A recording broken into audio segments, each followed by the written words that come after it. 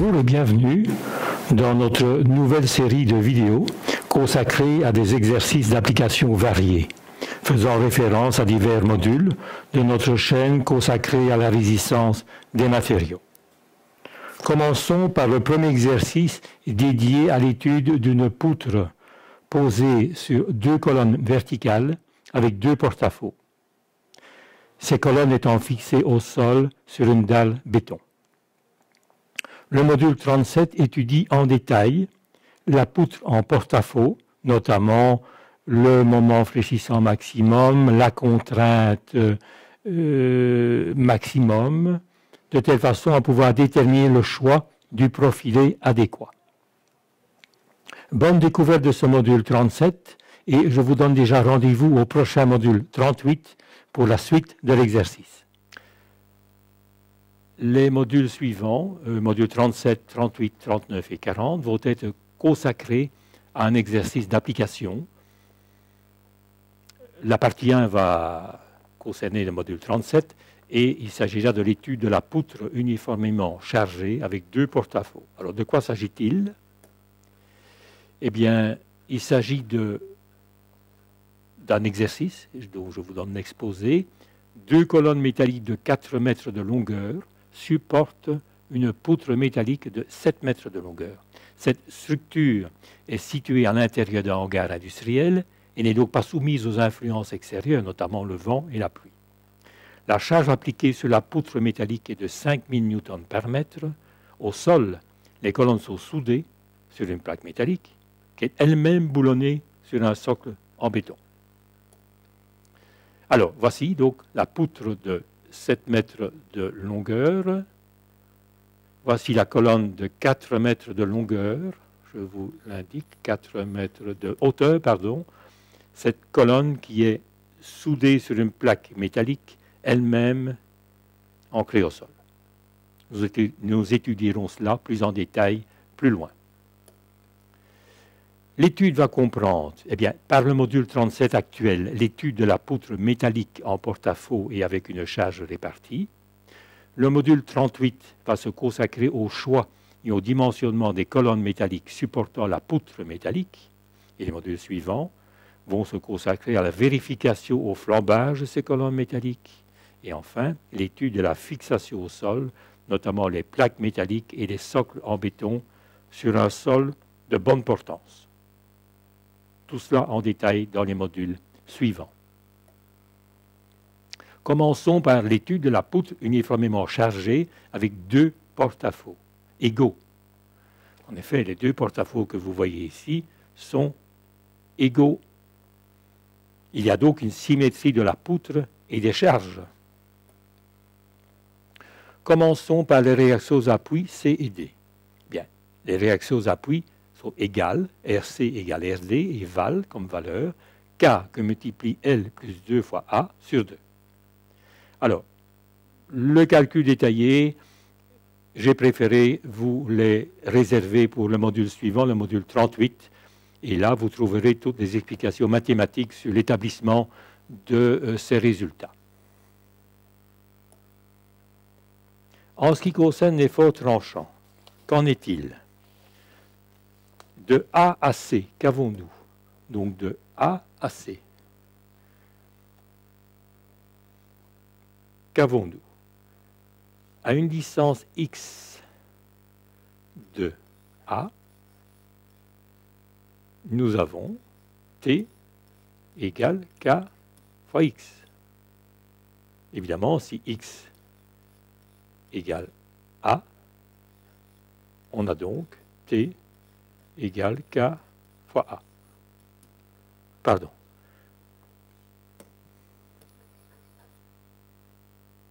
K fois petit a, bien évidemment, en newton. De C à D, à une distance x de A, nous avons quoi? T égale K fois X. Attention que le X représenté est donc le X ici, à cette distance.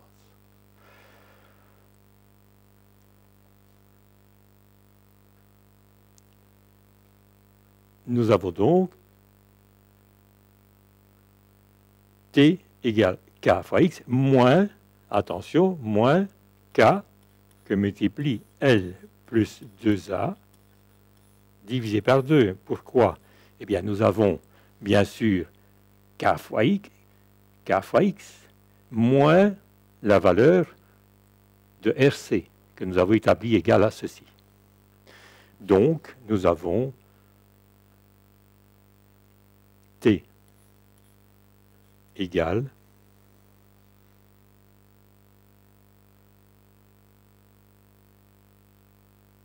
si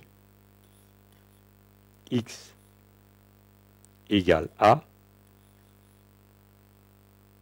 T égale KA moins K L plus 2A.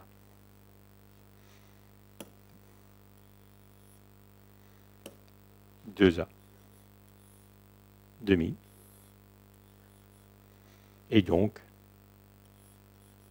T égale, réduction au même dénominateur, 2KA moins KL moins 2KA. T égale. Nous éliminons ceci et nous avons moins KL demi.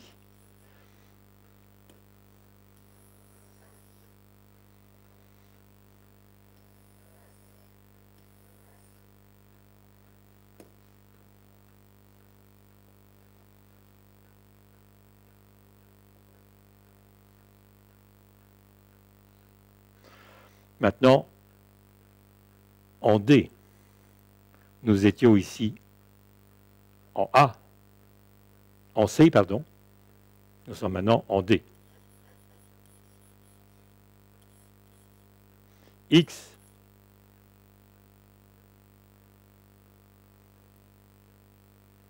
égale A plus L. Donc T égale K pour A plus N, moins, de nouveau, donc A plus L, moins RC, moins K, L plus 2A sur 2.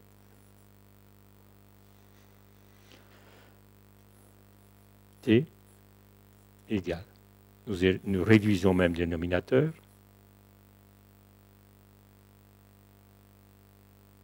2KA plus 2KL moins KL moins 2KA. T égale, ceci s'élimine, 2KL moins KL, nous avons KL demi. Voilà la valeur au point D de l'effort tranchant en newton. Ici, nous avons donc la valeur de l'effort tranchant au point C. Puisque X égale A, nous sommes au point C. Voilà les valeurs des efforts tranchants. KA moins KL demi moins KA, KL demi. De B à D, à une distance X de B, on a T égale moins KX en D, X égale moins A, pardon, X égale A. Donc T égale moins KA.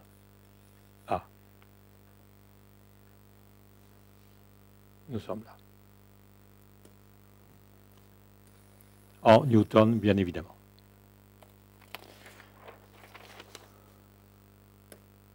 Qu'en est-il au niveau des moments fléchissants? Bien, au milieu du profilé, le moment fléchissant pour valeur, K que multiplie L carré moins 4A carré divisé par 8. Au point C et au point D, le moment fléchissant a pour valeur moins K fois A carré demi. De nouveau, les détails de l'établissement de ces valeurs se trouvent au module 38, que vous pouvez consulter bien évidemment. Dans notre cas, qu'avons-nous? Eh bien, au niveau de l'effort tranchant, en C. Souvenez-vous, la valeur était T égale K fois A, c'est-à-dire 5000 que multiplie 1,50 égale 7500 newtons. Parlons bien de l'effort tranchant. Et aussi, T égale moins K L demi, c'est-à-dire moins 5000 que multiplie L demi, 4 divisé par 2, c'est-à-dire 10 000, donc moins 10 000 newtons. En D. En D.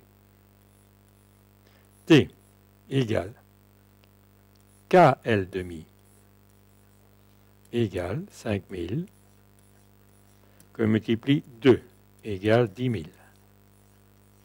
newtons. Nous avons aussi T égale moins KA, c'est-à-dire moins 5000 que multiplie 1,5 égale moins 7500 newtons.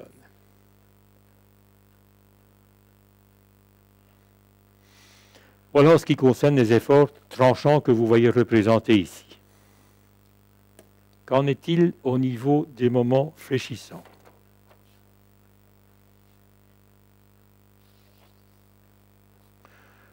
Au point C, le moment fléchissant est égal à moins KA carré demi, vous venez de le voir, c'est-à-dire moins 5000 que multiplie 1,5 au carré divisé par 2, c'est-à-dire moins 5625, et nous sommes ici en newton-mètre. Il s'agit d'un moment fléchissant. Au point D,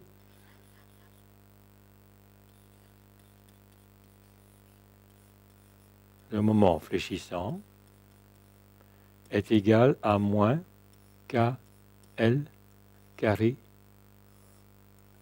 moins KA carré sur 2.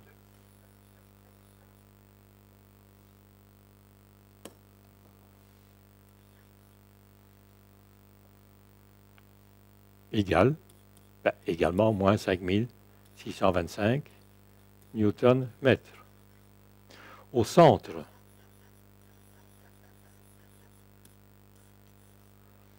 le moment fléchissant est égal à K L carré moins 4A carré divisé par 8, c'est-à-dire 5000 que multiplie 4 au carré 16 moins 4 fois A carré 9 divisé par 8, et nous avons pour valeur 4375 newton-mètre. Le moment fléchissant maximum est donc égal, c'est lui qui nous intéresse bien sûr, est égal à 5625 newton-mètre ou 5 625 000 newton-millimètre. Voilà la valeur du moment fléchissant maximum.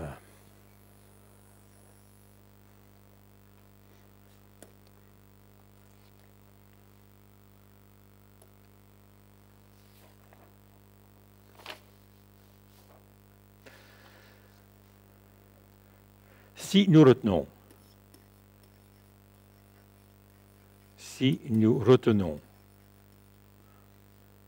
le choix d'un profilé HEA, d'un HEA, et fixons la contrainte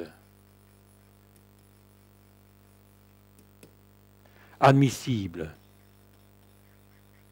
sigma A inférieur ou égal à 370 divisé par 4, c'est-à-dire 92,5 newtons par millimètre carré. Eh bien, il s'agit évidemment d'un acier courant et d'un coefficient de sécurité normal pour les charges normalement appliquées. Voilà la valeur donc, que nous obtenons. Mais aussi, nous avons sigma égale le moment fléchissant divisé par I sur V, notre formule concernant la flexion, puisque nous sommes bien ici dans la flexion, ce qui veut dire que I sur V, le module de flexion, doit être supérieur à, au moment fléchissant, divisé par sigma, c'est-à-dire supérieur égal à 5 625 000 newtons millimètres divisé par 92,5. Et nous devons avoir une valeur de I sur V supérieure ou égale à 60 811 millimètres cubes. Voilà ce que nous devons obtenir. Le choix va se porter, bien sûr, vers un profil HEA. À HEA 100 va convenir parfaitement, vu que le module de flexion est égal à 72 760, supérieur à la valeur que nous devons obtenir, 60 811 mm3. Les caractéristiques de ce HEA 100 sont les suivantes. Section 2120 mm², le poids 167 Newton par mètre, le moment d'inertie 3 492 000 mm², et le module de flexion 72 760 mm3. Donc, ce profilé convient parfaitement pour notre exercice ici. Et maintenant, je vous invite à suivre le module suivant, le module 38, qui va commencer à s'intéresser à l'étude des colonnes.